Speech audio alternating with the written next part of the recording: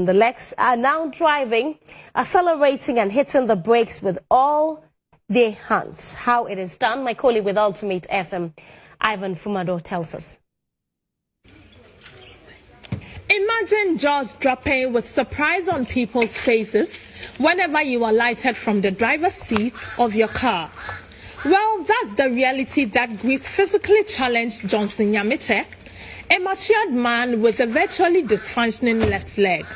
In actual sense, driving is to be done with both legs on the pedal, but Johnson uses his hands. Well, not down there where the pedals are, his car has been adapted with hand controls that allow him to accelerate and apply the brakes from the side of his steering wheel. Walking with his braced leg in calipers with the support of a long walking stick, he offers to teach me how he moves the car almost effortlessly.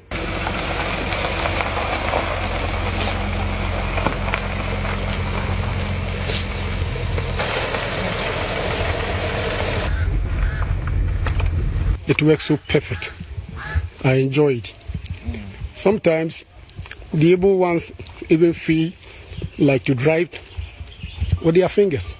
The strength that you used for your legs, you compare that to your hands, and it's so soft. So we don't need all your strength to push it as people have been mingling with their legs driving. With your hands, so cool and perfect. Thus, curiosity brings me to the Dachit Training Center for the physically challenged, where I meet the Ghanaian who manufactures these hand-driven technologies.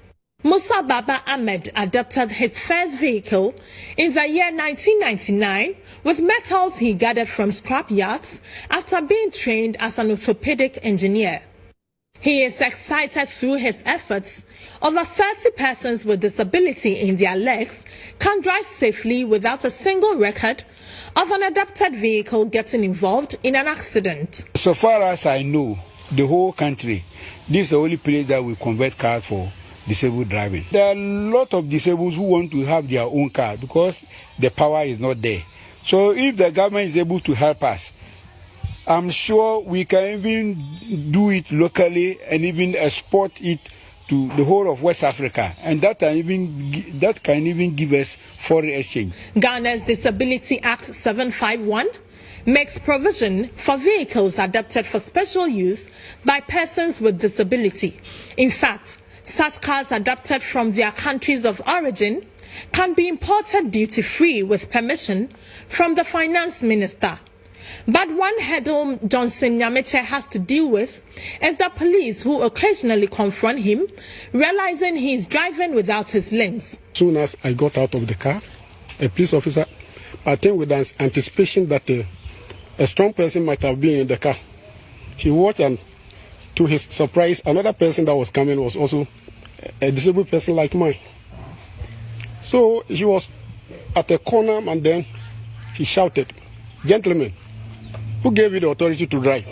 So she then came and then asked me, "So do you have a driving license?" So I quickly opened my folder, gave him the driving license. As soon as I was about to move, he shouted on his voice, "Oh, we ready who took me so." So I think he was the first person to see a disabled person like me driving. While in Ghana, there is technology for adapting vehicles with hand-controlled pedals for the physically disabled. Don't be surprised to see a driver disembark from a car with either clutches, calipers, or a wheelchair. Perhaps very soon, you might be boarding a taxi or trotro being driven by a physically challenged driver.